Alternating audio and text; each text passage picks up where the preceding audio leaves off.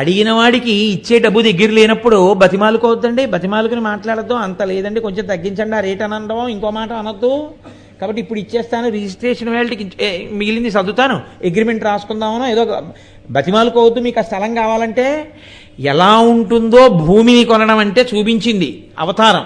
కాబట్టి ఆయన అన్నారు, ప్రథమం దర్శనం చాస్యాత్ నైవేద్యం క్షీరసేచనం.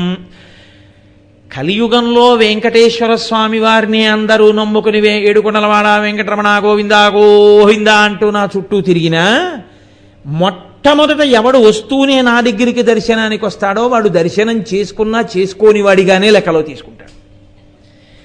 మొట్టమొదట మీ దర్శనం చేసి తర్వాత నా దగ్గరికి రావాలి. మీ దర్శనం చేయకుండా నా దగ్గరికి వస్తే వెంకటేశ్వర స్వామి వారి దగ్గర రిజిస్టర్ ఉంటుందా అంటారేమో, ఇలా ఉంటారు ఆయన, అన్నీ గమనిస్తుంటారు. ఇలా కళ్ళు తెరిచి చూసినవాడు కాడు, చక్కగా ఇలా ఉండి అన్నీ తెలుసుకుంటుంటారు. ఆయన విప్పాడో తెరిచాడో కూడా తెలియనంత ఊర్ధపుండ్రాలు పెట్టుకుని ఉంటాడు. మీరు ఏం చేసి వచ్చారో ఆయన అన్నీ కనిపెట్టగలడు. కాబట్టి ఆదివరాహస్వామి దర్శనం మొదట చేసిన వారెవరున్నారో వారికి నా అనుగ్రహం.